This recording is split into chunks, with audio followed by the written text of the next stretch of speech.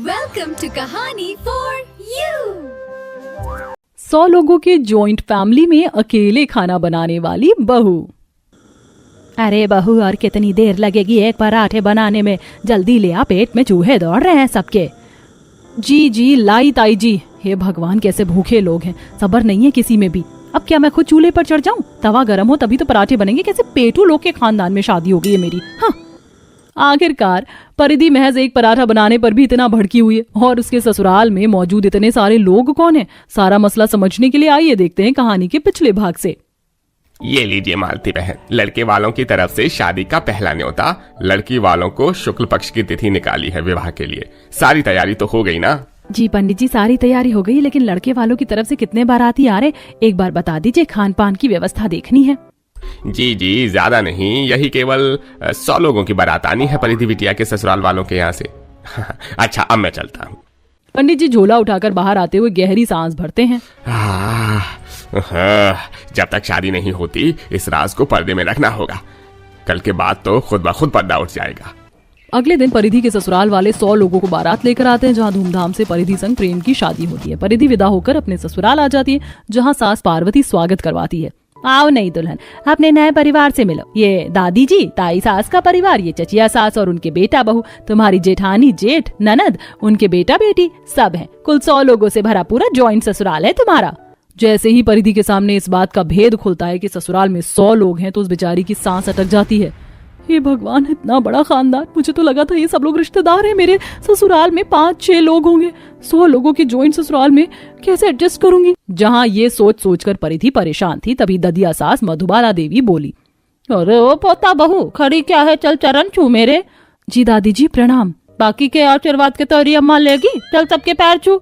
परिधि एक एक करके सबके पांव छूती है, जिससे उसकी कमर टेढ़ी हो जाती है। जैसे जेठानी की बारी आती है तो वो बोलती है, बस रहने दो देवरानी जी, कहीं कमर में मोच ना आ जाए।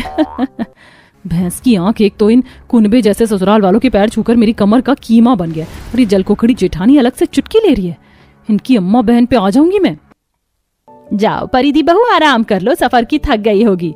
थैंक गॉड, इनको तरस तो आया। इसी तरह परिधि का उसके 100 सदस्य वाले ससुराल में पहला दिन गुजर जाता है। अगले दिन पहली रसोई की बारी आती है। परिधि जैसे रसोई में आती है, चारों तरफ भर भर कर 50 किलो वाले आटे और चावल की बोरियां रखी हुई थी, और खाना बनाने के लिए बड़े बड़े हांडी और पतीले भी थे। ये भगवान, ये रसोई है या अनाज का गोदाम, जहाँ देखो आटा चावल भरा हुआ, और ऐसे हांडे पतीलों में तो शादियों में हलवाई खाना बनाते हैं।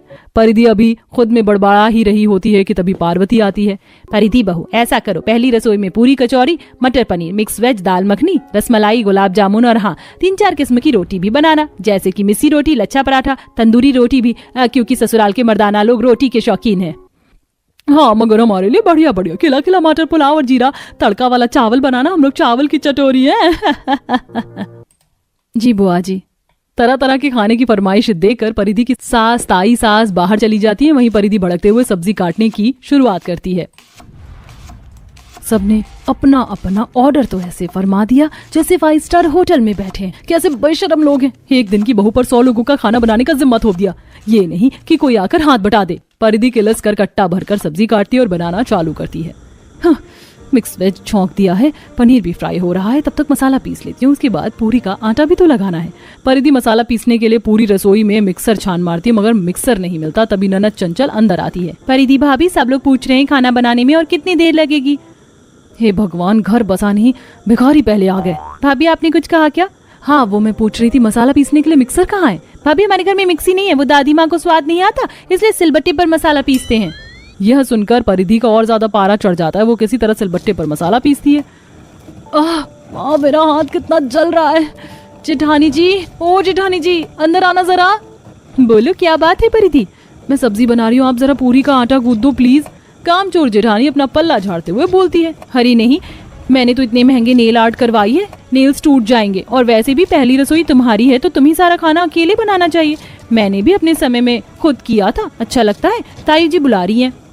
अंत में रोध होकर परिधि को अकेले ही 100 लोगों का खाना बनाना पड़ता है। बेचारी कभी सब्जी बनाती, कभी पूरी तलती, और सबको परोस कर भी देती है। जहाँ कुछ लोग डाइनिंग टेबल पर खा रहे थे तो कुछ लोग जमीन पर पसरे हुए थे। वाह भाई वाह, बहू क्या शानदार खाना बनाया है तुमने। इतनी बढ़िया चटकदार मिक्स वेज बनाई है, मैं तो उंगलियां चाटता रह गया। आहा, सचमुच बहू, तुमने तो अकेले ही हलवाई फेल कर दिया। 10-12 और पूरी ले आओ। अरे बहुरिया, मुझको भी एक कटोरी पनीर ले आना और लच्छा पराठा भी। ऐसा बोलते हुए चाचा ससुर खट्टी डकार मारते हैं, जिससे परिधि गुस्से में लाल पीली होकर पांव पटकते हुए रसोई में जाती है। हे भगवान, इन सबका पेट है या कुआं? खाए जा रहे हैं। तब से कितनी ज्यादा खुराक इन लोगों की। हरे खाने वाले 100 लोग, बनाने वाली मैं एक अकेली बहू हूँ, और वो चाचा ससुर तोंद फटने को हो रहा है, फिर भी तब से गाय भैंसों की तरह चरे जा रहे हैं। पता नहीं कहाँ से कहाँ मैं 100 लोगों की जॉइंट ससुराल में आकर फंस गई हूँ। ऐसे ही परिधि का उसके 100 सदस्य वाले जॉइंट ससुराल में हर दिन का सिलसिला जारी था। उसके सुबह होने से रात ढलने तक रसोई में ही बीती थी। ज्यादा लोगों के चलते ज्यादा खाना बनाना पड़ता, जिससे बहुत सारे बर्तन भी गंदे होते और सब कुछ उसे अकेले ही करना पड़ता था। अरे बहू, शाम ढल गई, चाय बना लो। अरे साथ में थोड़े चने दाल के पकौड़े भी बनाना पोता बहू, खाली चाय पीने से गैस बन जाएगी। दादी सास की बात सुनकर गुस्से में आंख बबूला होकर बर्तन घिसते हुए बहू कहती है, हाँ, खून पी जाओ सबके सब मेरा। अभी सुबह के बर्तन नहीं धुले और शाम की चाय का ऑर्डर दे दिया। हलवाइयों सी हालत हो गई है मेरी तो। एक दिन सुबह आप सब लोग बता दीजिए आज नाश्ते में क्या खाएंगे। तभी रचना के दोनों बच्चे बोलते हैं, आलू के पराठे। हाँ चाची, आलू के पराठे बना लो आज। आलू के पराठे? नहीं, ये बहुत ज्यादा हैवी हो जाएगा। बच्चों, सुबह सुबह हल्का फुल्का नाश्ता करना चाहिए। अरे बहू, बच्चों का मन है तो बना ले आलू के पराठे, इसी बहाने हम भी खा लेंगे। और वैसे भी आज का मौसम ठंडक भरा है, ऐसे ही मौसम में तो पराठे भाते हैं, क्यों चंपा? अरे हाँ बिल्कुल पप्पू जी। परिधि, आज पराठे बना लो, मैं लंच में लेके जाऊंगा, और साथ में रायता और मिक्स वेज भी बना दो, अच्छा लगता है। बस तुम्हारी कमी थी मेरे पति देव, ऑर्डर फरमा दिया। पोता बहू, मेरे लिए आलू के पराठे मत बनाना, मुझे पचता नहीं, इसलिए मूली के पराठे बना और एकदम चुपड़कर मक्खन लगाना। जी दादी जी। 900 चूहे खाकर बिल्ली चली हज को। सबसे ज्यादा तो इस ददिया सास ने मेरी नाक में दम करके रख दिया। पहले पराठा खाएगी, फिर चूर्ण खाकर पचाएगी। कैसे हपसी लोग हैं। परिधि रसोई में आती और आते ही पराठे की तैयारी में जुट जाती है। एक तरफ आलू उबल रहे होते हैं और एक तरफ गुस्से में उबलते हुए खुद पर हाथ में आटा गूंथ कर वो पराठा बनाती है। तभी ससुराल वालों की चिल्लम चिल्ली शुरू हो जाती है। अरे बहू, और कितनी देर लगेगी? एक पराठा बनाने में इतनी देर लगा दी, जल्दी ले आ, पेट में चूहे दौड़ रहे हैं। हे भगवान, कैसे भूखे नंगे लोग हैं, सब्र नहीं है किसी में भी। अब क्या मैं खुद चूल्हे पर चढ़ जाऊं, तवा गर्म हो तभी तो पराठे बनेंगे। जैसे ही परिधि घी लगे तवे पर पराठा डालती है, घी के छींटे उसके हाथों पर फपोले आ जाते हैं और गुस्से में वो न आओ देखती है न ताओ, भड़कते हुए बाहर आकर सबको सुनाती है, अरे बहू, तो खाली हाथ है, पराठा कहाँ है हमारे? बस मैं अब किसी के लिए कुछ नहीं बनाने वाली। ना तो आप लोग होटल में बैठे, ना मैं हलवाई हूँ। अरे 100 लोगों के लिए अकेले खाना बनाऊं भी, परोस कर भी दूं।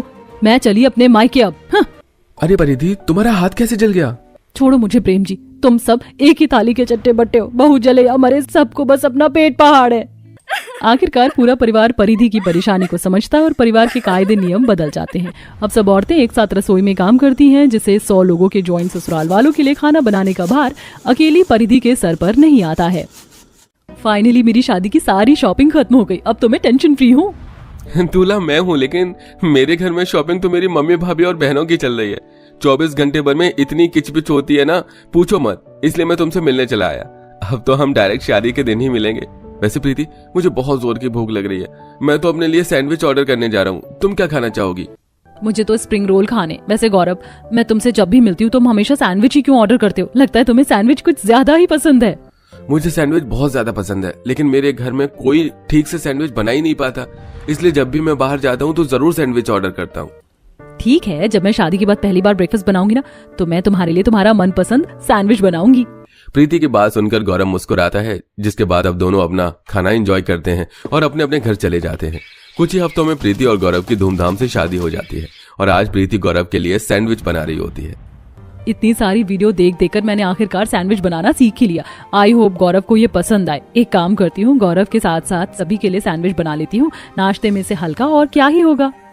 प्रीति अब गौरव के साथ साथ अपने ससुराल वालों के लिए भी सैंडविच बना देती है। सभी जैसे ही प्रीति का बना हुआ सैंडविच खाते हैं, वाह भाभी, क्या सैंडविच बनाया आपने, सो क्रिस्पी एंड यम्मी, सच में काफी ज्यादा टेस्टी है। ये सैंडविच सुबह सुबह तो दिन ही बन गया मेरा इतना यम्मी सैंडविच खाकर। प्रीति, तुम तो सच में काफी अच्छे सैंडविच बनाती हो। पता है मैंने कितनी बार सैंडविच बनाने का ट्राई किया, लेकिन हमेशा या तो मेरा सैंडविच जल जाता था या तो उसकी स्टफिंग काफी बेकार बनती है। लेकिन ये तो बिल्कुल परफेक्ट है, 10 on 10। हाँ बहू, मुझे वैसे भी बाहर की चीज खाने का काफी शौक है, इसलिए मैं हमेशा कुछ न कुछ बाहर का खाता ही रहता हूँ। लेकिन अब तो बस मुझे तेरे हाथ के सैंडविच ही खाना है। सभी लोग प्रीति के बने हुए सैंडविच की काफी ज्यादा तारीफ करते हैं और कुछ देर में सारे सैंडविच प्लेट से सीधा सबके पेट में चले जाते हैं। भाभी, आपने इतने से सैंडविच क्यों बनाए थे? ना तो मेरा पेट भरा और ना ही मेरा जी भरा, मुझे और सैंडविच खाने हैं। हाँ प्रीति, वैसे तो मैं बाहर ज्यादा से ज्यादा 3 से 4 सैंडविच ही खा पाता हूँ, लेकिन अभी मेरा सैंडविच खाने का मन कर रहा है। प्लीज और सैंडविच बना दो ना। आप सभी को मेरे हाथ का सैंडविच इतना ज्यादा पसंद आया, आप सिर्फ मुझे 10 मिनट दीजिए, मैं अभी आप लोगों के लिए सैंडविच बनाकर लाती हूँ। प्रीति काफी खुश होती है और किचन में जाकर फिर से सबके लिए ढेर सारे सैंडविच बनाती है। और अब आए दिन प्रीति के ससुराल वाले सुबह शाम या कभी कभी तो खाने के वक्त भी उससे सैंडविच बनवा लिया करते थे। हे भगवान, शुरू में तो सैंडविच बनाने में काफी मजा आता था, 10 मिनट में सैंडविच बन जाता था, लेकिन अब तो रोज रोज बनाना पड़ रहा है और 10 मिनट का काम भी मुझे घंटे भर से कम नहीं पड़ता। इन लोगों को क्या ही मेरा सैंडविच इतना ज्यादा पसंद आया है। एक तो मेरे ससुराल में इतने सारे लोग हैं, ऊपर से सबको 1-2 नहीं बल्कि 4-5 बार सैंडविच खाने, कोई मदद करने के लिए भी नहीं आता, हाथ भी दर्द कर रहे हैं सैंडविच बनाते हुए। प्रीति अब धीरे धीरे सैंडविच बना बनाकर पक चुकी थी, लेकिन उसके ससुराल वालों की जुबान पर तो बस जैसे अब सैंडविच का एक ऐसा स्वाद बैठ गया था कि वो लोग पानी पीना तो छोड़ सकते थे, लेकिन सैंडविच खाना नहीं। अरे बहू, आज तो बस इतने से सैंडविच बनाकर लेकर आई है, इससे तो हमारा आधा पेट भी नहीं भरेगा।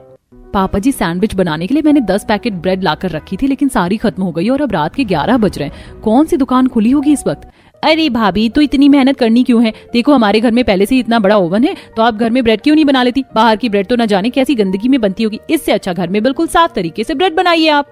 अपनी नंद अलीशा की बात सुन प्रीति को गुस्सा तो काफी आता है, लेकिन वो उसे उस वक्त कुछ नहीं कहती। और जब सब रात में गहरी नींद सो रहे होते हैं तो वहीं बेचारी प्रीति ब्रेड बनाने के लिए ढेर सारा आटा गूंथ रही होती है। अभी तो बस 2 परात ही आटा गूंथा है, अभी 3 परात और गूंथने हैं। भगवान, आटा गूंथते गूंथते ही मुझे रात के 1 बज चुके हैं। कब तो जाकर ये ब्रेड बनेगी और कब मैं सोऊंगी। ब्रेड बनाने के चक्कर में प्रीति को सुबह के 5 बज जाते हैं और बेचारी रात भर जागकर सिर्फ ब्रेड ही बनाती रह जाती है। छोटे से फ्राई पैन और टोस्टर में सैंडविच बनाने में प्रीति को काफी ज्यादा वक्त लगता था। माँ जी, आप सभी के लिए सैंडविच बनाने में मुझे कोई दिक्कत नहीं है, लेकिन फ्राई पैन और टोस्टर में 4 सैंडविच को बनाने में भी 10 से 15 मिनट लग जाते हैं।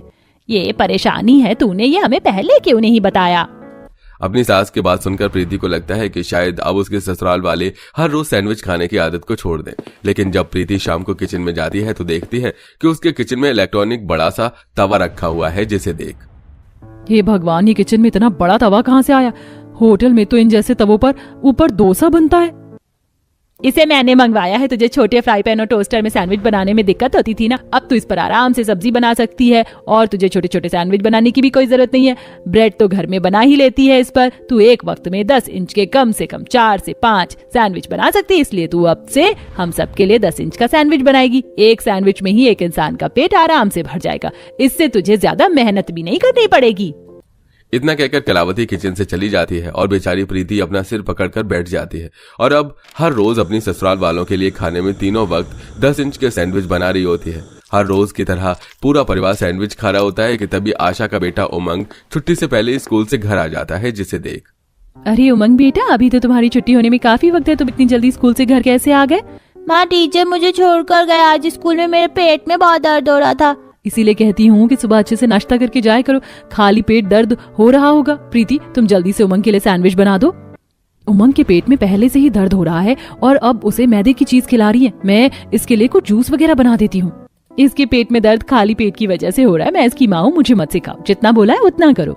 अपनी जिठानी की बात सुनकर प्रीति किचन में जाती है और न चाहते हुए भी उमंग के लिए 10 इंच का सैंडविच बनाकर लाती है, जिसे आशा खुद उमंग को अपने हाथों से खिलाती है। हर रोज 10 इंच के सैंडविच बनाकर प्रीति अब काफी ज्यादा परेशान हो चुकी थी, इसलिए वो सैंडविच बनाने का आधे से ज्यादा सामान हर रोज चुपके से घर के बाहर ले जाकर गरीबों में बांट दिया करती थी। अरे बहू, ये हर रोज सैंडविच बनाने का सामान इतनी जल्दी कैसे खत्म हो जाता है? कम से कम हफ्ता भर तो चलना चाहिए ना। वही तो माँ जी, रोज रोज इतना महंगा महंगा सामान लेकर आना पड़ता है और अब तो महंगाई भी कितनी बढ़ चुकी है। मैं तो कह रही हूँ ये सैंडविच खाना ही बंद कर देते हैं। मैं आज से अब सबके लिए पुलाव बनाती हूँ। प्रीति की बात सुनकर कलावती कोई जवाब नहीं देती और अगले दिन प्रीति जैसे ही किचन में जाती है तो देखती है कि पूरा किचन सैंडविच बनाने के सामान से भरा हुआ है, जिसे देख। भगवान, इन्होंने इतना सारा सामान लाकर रख दिया है, इससे तो अब मैं गरीबों में भी नहीं बांट सकती। एक सैंडविच के पीछे कोई इतना पागल कैसे हो सकता है?